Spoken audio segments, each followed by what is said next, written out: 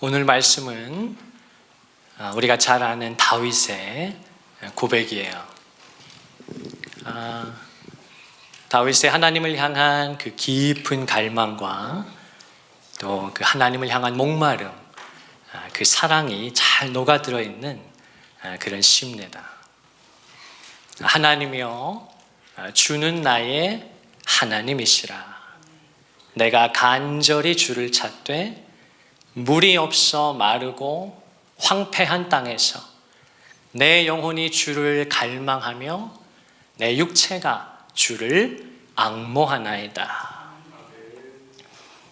지금 다윗은 광야에서 이 고백을 하고 있어요. 그의 인생의 광야를 만나서 고난 중에 있을 때 이 고백을 하나님께 올려드립니다. 그 광야를 지나면서 물이 없어서 그 메마르고 황폐한 땅을 지금 다윗이 보고 있는 것이에요. 메마르고 황폐한 그 땅.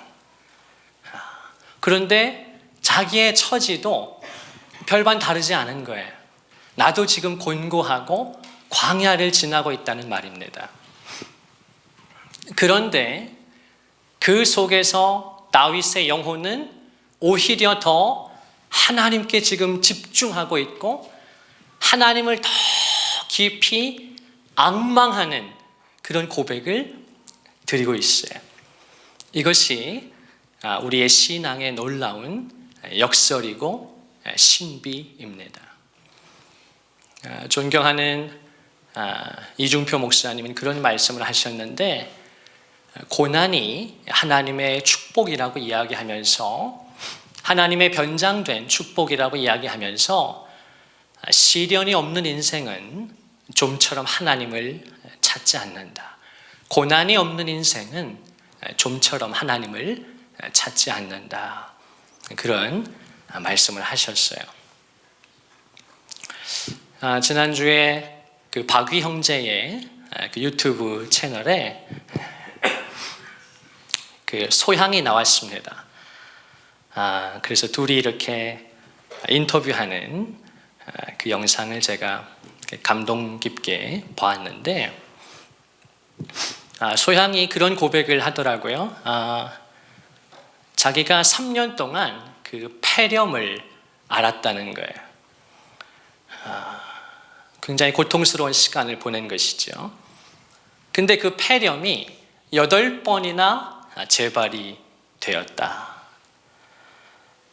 계속 기침이 나고 콧물이 흐르고 천식기가 있고, 소향은 가수인데 얼마나 이게 심각한 일이에요.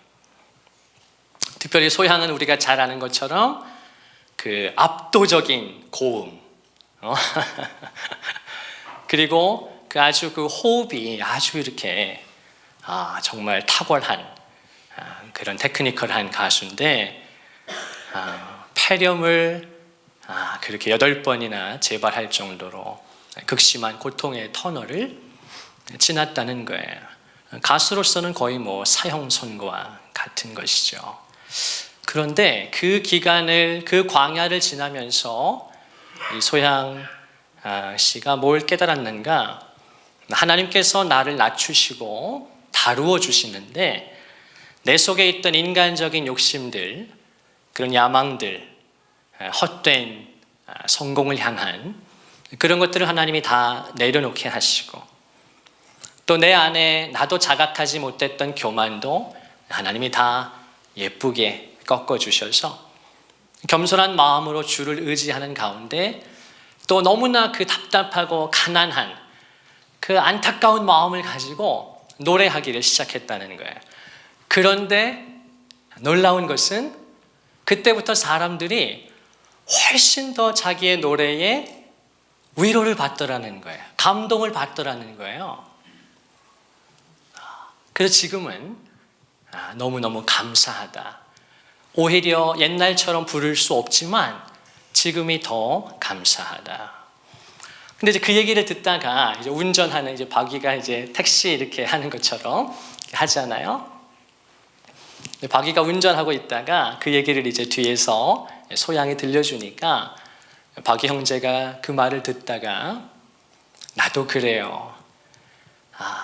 나도 전신마비를 당하지 않았더라면 내가 하나님 앞에 미처 감사하지 못했을 부분들, 내가 건강하고 내가 마음껏 걷고 뛰고 노래하고 숨쉬고 손을 들고 이 모든 것을 내가 당연하게 여겼을 텐데 이렇게 고난을 만나고 나니까 일상의 사소한 것 하나하나가 다 하나님의 손길이 다 들어있고 하나님이 허락해 주셔야만 할 수 있는 것이구나, 가능한 것이구나. 그래서 감사하게 되었다는 것이에요. 지금 다윗이 그 광야를 지나면서 물이 없어 메마르고 그 황폐한 땅에서, 그러나 그의 영혼은 오히려 더 하나님을 갈망하고 주님을 앙모하고 있어요. 우리가 지난주에 시편 42편을 보았는데요. 거기서 시편 저자는 그렇게 고백을 하죠. 하나님이여, 사슴이 시냇물을 찾기에 갈급함 같이 내 영혼이 주를 찾기에 갈급하나이다. 내 영혼이 하나님, 곧 살아계시는 하나님을 갈망하나니 내가 어느 때에 나아가서 하나님의 얼굴을 배울까. 그 시편의 저자가 하나님을 향한 깊은 그 갈망을 고백해요. 우리 성경의 표제에는 고라자손의 시라고 되어 있지만 많은 학자들은 이 시편 42편 역시 다윗의 시가 아닐까 그렇게 유추하는데, 만약 그렇다면 우리가 지난주에 보았던 시편 42편과 오늘 63편의 고백은 너무나 잘 어우러지죠. 두 시편에서 다 하나님을 향한 깊은 갈망을 고백하고 있어요. 그러면서 다윗이 오늘 본문 2절에 보면 내가 주의 권능과 영광을 보기 위하여 주를 바라보았나이다, 이렇게 고백을 합니다. 내가 하나님의 권능을 보기 위해서, 그 하나님의 영광을 보기 위해서 하나님을 바라봅니다. 우리가 지난주에 보았던 시편 27편에 보면 다윗이 그 4절의 아름다운 고백 속에서 내가 여호와께 바라는 한 가지 일을 고백할 때 그가 뭐라고 고백하죠? 내가 그 하나님의 아름다움을 바라보기를 원합니다. 하나님의 그 아름다움을 보기 위해서 오늘 본문의 고백 속에는 그 하나님의 영광과 그분의 나타나심과 그분의 임재와 그분의 권능을 보기 위해서 내가 주를 바라봅니다. 다윗이 그렇게 깊은 그 하나님을 향한 갈망을 고백하는 거예요.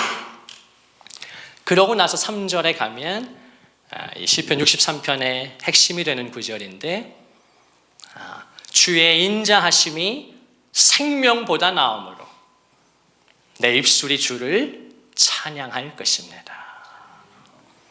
다윗이 그 광야를 지나면서 사람이 이렇게 잘 될 때도 있고 또 넘어질 때도 있고 평안할 때도 있고 또 환난의 때가 있다는 것을, 또 내가 건강할 때가 있고 약할 때가 있다는 것을 경험하는 그 속에서 다윗이 그의 이제 마음 속에, 그의 영혼 속에 무엇만이 그의 마음을 장악하게 되는가? 그것이 바로 하나님의 인자하심이에요.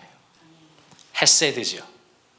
하나님의 그 끊을 수 없는 사랑, 하나님이 자기 백성을 택하시고 구원하시고 부르신 다음에 후회하지도 않으시고 그를 버리시지 않습니다.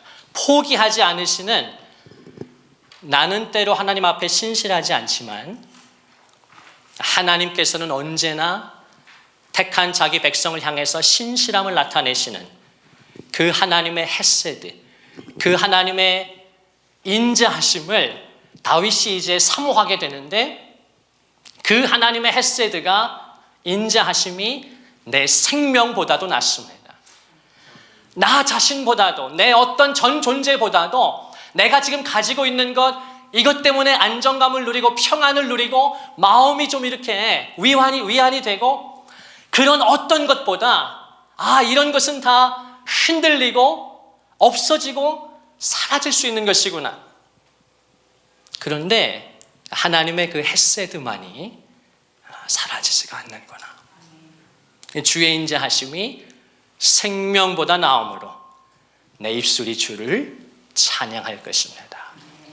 이러므로 나의 평생의 주를 송축하며 그분의 이름으로 인하여 나의 손을 들 것입니다. 다윗이 그렇게 고백을 합니다. 사랑하는 여러분, 모든 인간의 속에는 그 영혼의 깊은 갈망이 있어요.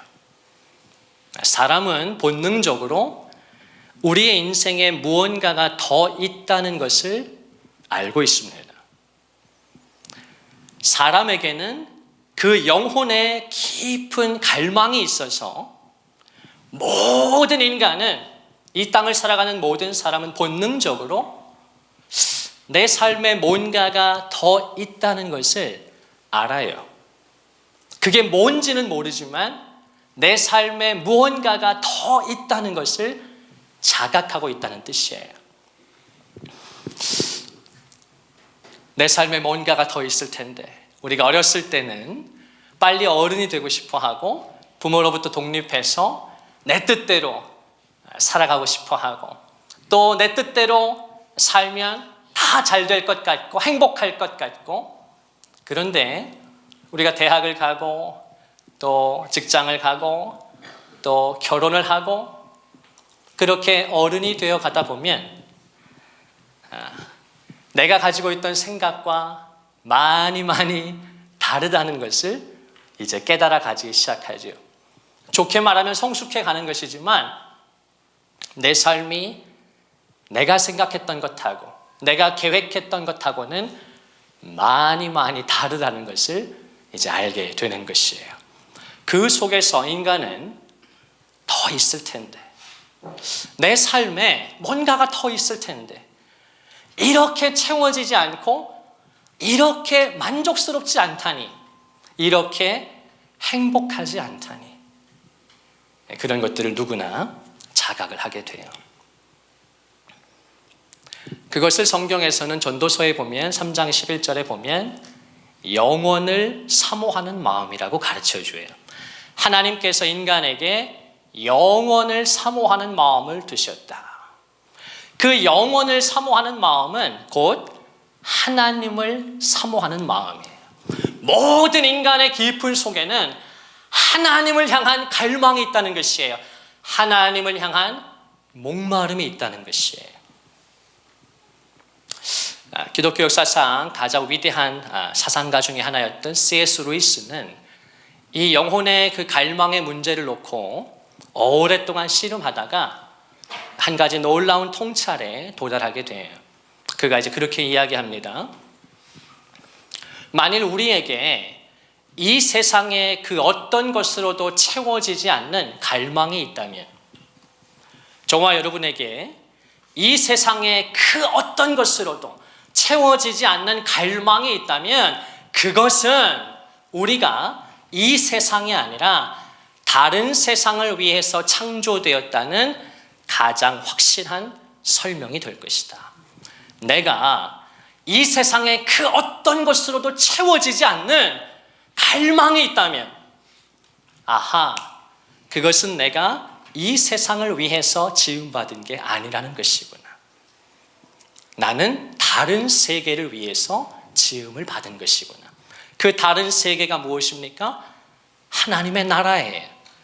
더 정확히 말한다면 하나님 그분 자신입니다. 왜 모든 인간의 마음속에, 저와 여러분 속에 이 세상의 그 어떤 것으로도 만족되지 않는 갈망이 있는가? 그것은 저와 여러분이 이 세상을 위해서 지음받은 게 아니기 때문이라는 거예요. 만약에 내가 이 세상을 위해서 지음받았다면, 이 땅이 전부라면, 눈에 보이는 세계가 내 전부라면, 이 세상에는 반드시 내 영혼을 깊이 깊이 채워줄 수 있는 무언가가 있어야 하지 않겠어요? 그런데 30대가 되고 40대가 되고 50대가 60대가 점점 더 노년이 다가올수록 더 인간이 외로워지고 고독해지고 공허해지고, 그런 것은 다 무엇인가? 우리가 이 세상을 위해서 지음받지 않았기 때문에, 다른 세상을 위해서, 하나님의 나라를 위해서, 그리고 하나님을 향해서 지음받았기 때문에 그런 것이다. 그래서 우리 사람은 하나님만이 우리의 그 깊은 갈망을 채워주실 수가 있어요. 하나님만이 우리를 온전하게 하실 수 있다, 그 말입니다. 우리는 하나님 안에 거할 때만 비로소 행복한 삶을 살 수 있어요. 성경에서 우리가 주목해야 하는 요한복음 4장에 보면 예수님께서 그 한 사마리아 여인을 만나 주십니다. 그 사마리아 여인을 주님께서 일부러 찾아가셔서 기다리시고 기어코 그 여인을 만나 주시는데, 예수님께서 그 여인에게 그렇게 말씀하셔요. 네가 만약에 내가 누구인 줄 알았더라면 너는 나에게 구하였을 것이요 나는 너에게 생수를 주었을 것이다. 예수님께서 그 여인에게 생수에 대해서 말씀을 하셔요. 그리고 그 요한복음 4장에서 예수님께서 사마리아 여인을 만나 주시는 그 배경 자체가 어디입니까? 우물가에. 우리 주님이 우물가에서 그 여인을 기다리셔요. 그리고 그 여인은 그 우물에 물을 기르러 물을 찾아서 온 것이에요. 그 여인에게 주님이 나는 너에게 생수를 줄 수 있는 존재라고 가르쳐 주는 거예요. 여러분 잘 생각해 보세요. 지금 왜 예수님께서 이 요한복음의 4장의 배경이 우물가일까요? 왜 예수님이 우물가에서 그 여인을 기다리셨을까요? 다른 어떤 것이 아니라, 그리고 예수님은 그 우물에 왜 오는 거예요? 물을 찾으러, 물을 기르러 오는 거잖아요. 그리고 주님이 그에게 생수에 대해서 말씀하신단 말입니다. 사랑하는 여러분, 물은 무엇이에요? 우리의 삶에서 물이라는 건 어떤 것입니까? 우리 삶에서 없어도 괜찮나요? 있으면 좋고 없어도 그럭저럭 살 수 있는 것이에요? 아니죠. 물이 없으면 죽잖아요. 그리고 심지어 우리가 느끼지 못하지만 인체에, 저와 여러분의 사람의 몸에 70%가 다 뭐예요? 물이에요. 여러분, 우리의 신체, 우리의 인체에 사람 몸의 70%는 물로 구성되어 있다고요. 그래서 우리 몸에서 10%의 물이 빠져나가면 위급한 상황에 놓여요. 그리고 20%의 물이 몸에서 빠져나가면 어떻게 돼요? 다 천국 가는 거예요. 우리 몸에서 20% 물이 빠져나가면 죽어요. 예외 없어요. 다 죽습니다. 물은 그만큼 소중하고 절대적이에요. 또한 그 물이라고 하는 건 갈급함을 나타내는 것이에요. 어떤 목마름을 상징하는 것이죠. 우리가 목이 마를 때 물을 벌컥벌컥 마시잖아요. 주님께서 그 우물가에서 그 여인을 기다려 주십니다. 그리고 그 물을 기르러 온 여인에게 따뜻하고 친절하게, 다정하게 말씀하시는 거예요. 네가 지금 물을 기르러 왔는데 이 물을 마시는 자마다 다시 목마르게 될 거야. 이 물을 마시는 자마다 다시 목마르려니와 내가 주는 물을 마시는 자는 영원히 목마르지 아니할 것이다.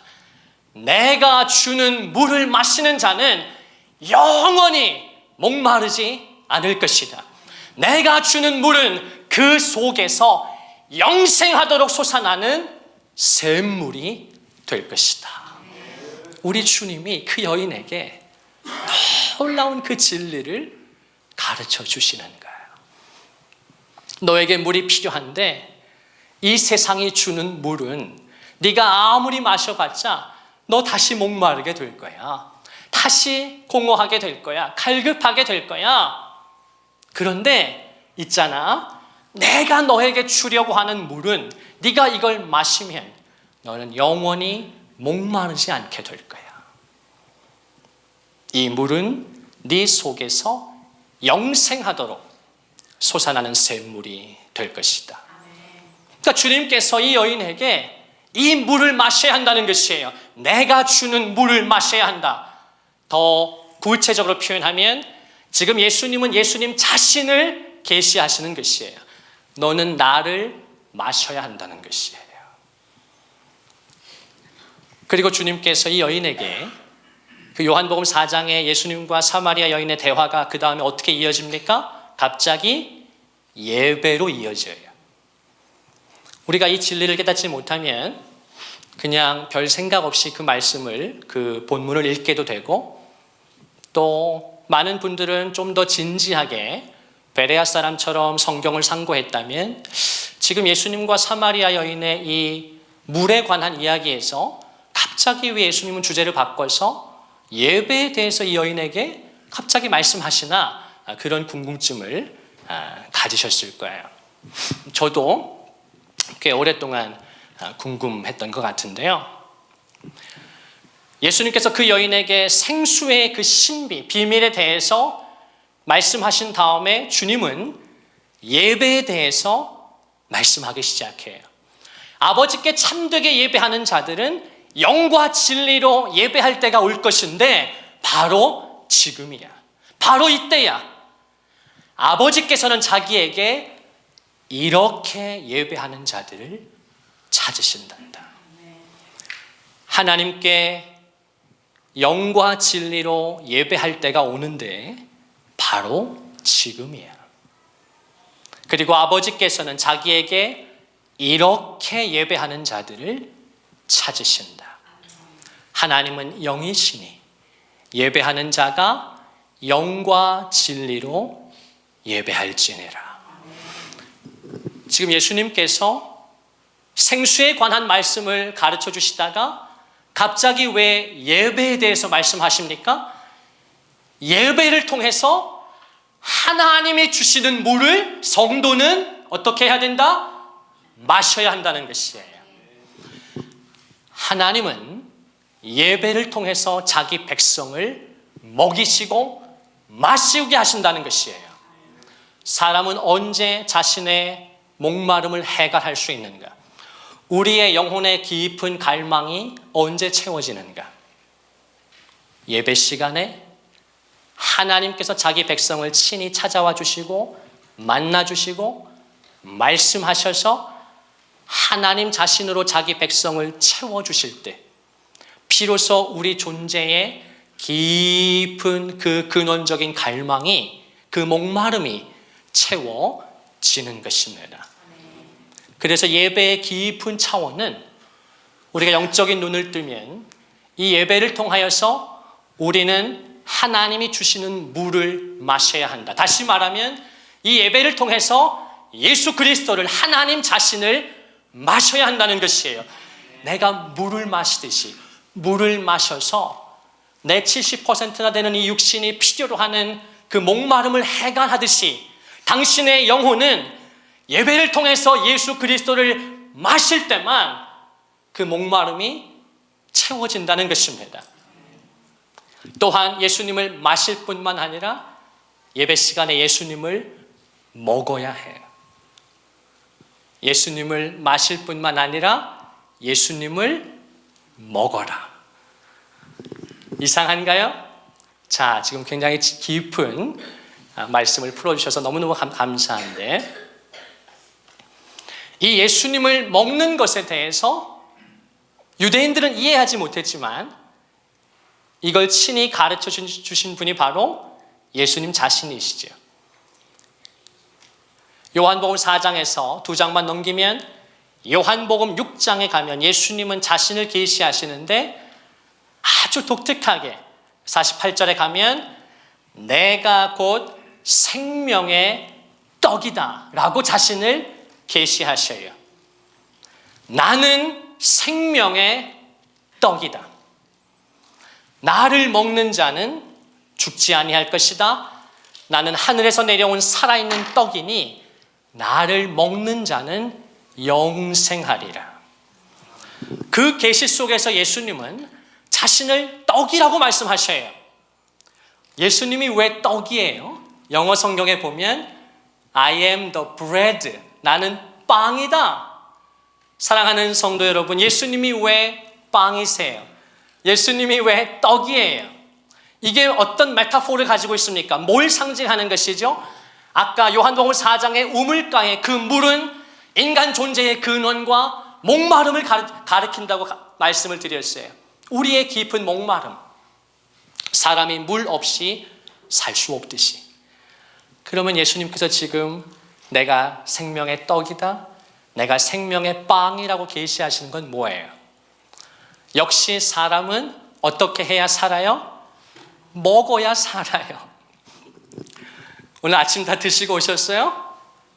저는 주일 아침은 잘 안 먹는데 저는 사역하기 전에는 물만 마셔요. 오랜 그냥 제 습관인데, 사람이 먹어야 살잖아요. 배고프신가요? 오늘 예배 빨리 마쳐야. 빨리 마치는 건 아니지. 나도 자꾸 이렇게 성도들하고 이렇게 코드를 맞추다 보니까 자꾸 나도 이렇게 뭔가 이렇게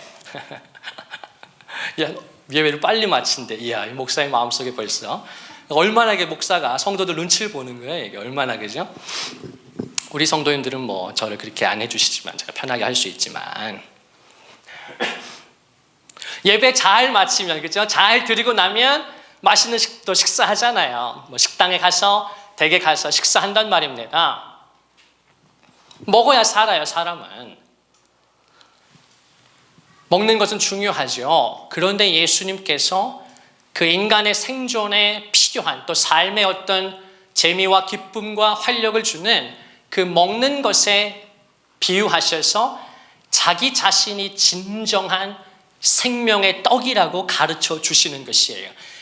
너희가 매일 밥을 먹듯이, 너희가 매일 빵을 먹듯이 육신의 그 굶주림을, 그 육신의 허기를 달래기 위해서 끊임없이 먹듯이 너의 영혼은 그렇게 하나님을 먹어야 한다는 것이에요.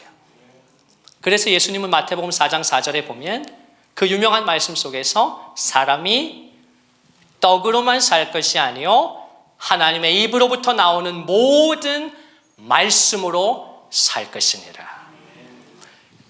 사람은 너의 육신을 유지하기 위해선, 건강하게 살고 또 일을 하기 위해서 너희가 먹어야 하는 것처럼, 밥을 먹어야 하는 것처럼 너의 영혼을 위해서는 하나님의 입으로부터 나오는 모든 말씀을 먹어야 한다는 것입니다.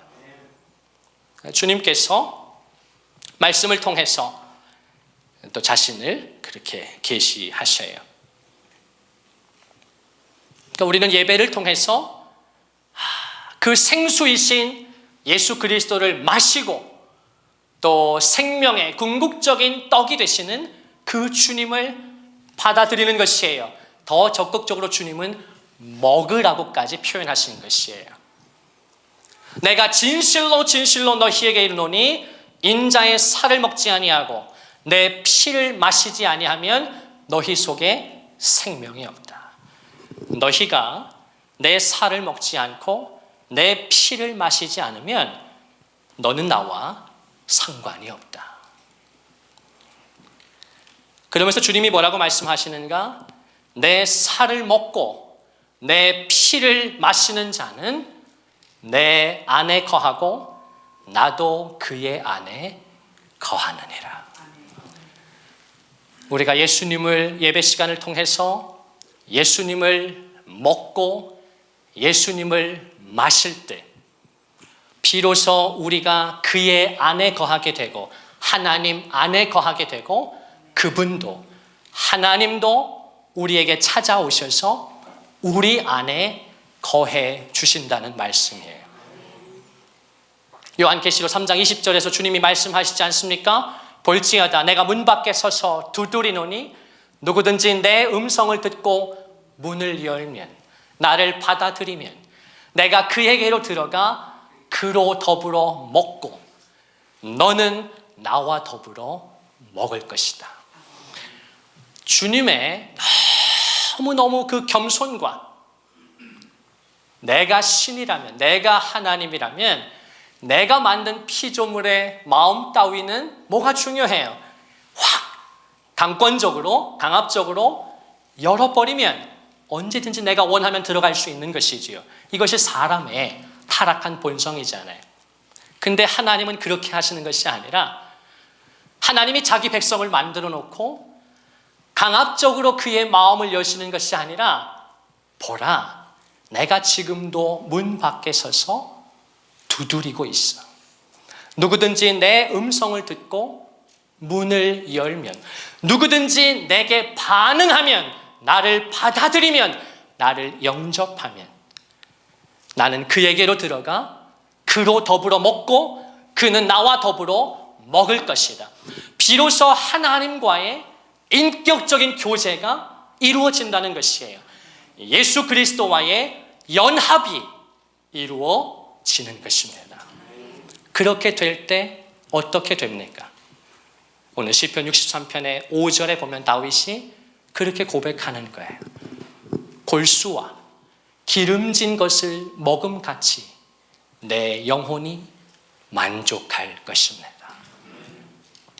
골수와 기름진 것을 먹음같이 하나님, 내 영혼이 만족할 것입니다. 내가 예수 그리스도로 채워질 때 그분이 내 안에 들어오시고 내 목마름과 이 굶주림을, 내 영혼의 허기와 이 영혼의 갈급함과 내 뜻대로 되지 않고 내 마음대로 되지 않는 인생, 어느 것 하나, 어느 사람 하나, 어느 것 하나 내 뜻대로 되지 않고 마음에 들지 않는, 그러나 그 속에서 하나님 끊임없이 나를 다듬어 가시고 나를 낮추셔서 우리의 모든 교만을 꺾으시고 하나님을 더 의지하고 하나님을 더 가까이 하는 친백성을 만드셔서 끊임없이 예수 그리스도를 먹고 마시는 가운데 하나님 자신이 우리의 모든 필요를 채워주시는 것입니다. 하나님께서 나의 깊은 갈망을, 내 깊은 허기를, 내 깊은 영혼의 목마름을, 내 불안과 근심과 걱정과 두려움과 불만족과 그 모든 것을 이 세상의 어느 누구가 아니라, 이 세상의 어떤 무엇이 아니라 하나님께서 친히 그분으로 우리를 온전하게 채워주십니다. 그때 비로소 우리는 다윗처럼 고백하게 되는 것이에요. 하나님, 내가 주님을 간절히 찾고 갈망하는데 그 이유는 주의 인자하심이 내 생명보다 낫습니다. 내 평생에 주를 송축하며 내 손을 주님 앞에 의탁할 것입니다. 그럴 때 골수와 기름진 것을 먹는 것 같이 내 영혼이 만족하게 될 것입니다. 여러분, 그 은혜가 이 아침에 저와 여러분에게 있기를 주님의 이름으로 축원을 드립니다. 이제 2024년 새해도 우리가 한 달을 벌써 하나님 앞에 보내드리고 벌써 한 달이 지났어요. 오늘 2월의 첫 주일을 예배하면서 남은 한 해, 또 그렇게 한 해 한 해 정신없이 흘러갈 것입니다. 바람같이 날아가는 인생, 짧은 인생 속에서 끊임없이 예수 그리스도를 먹고 끊임없이 예수 그리스도를 마심으로 비로소 충만하게 되고 온전하게 되고 기쁨과 평안과 소망을 누림으로 말미암아 내 영혼이 만족합니다라고 고백할 수 있는 올 한 해가 되시기를, 이번 2월 한 달이 되시기를, 저와 여러분과 우리의 가정 되시기를 주님의 이름으로 축원합니다.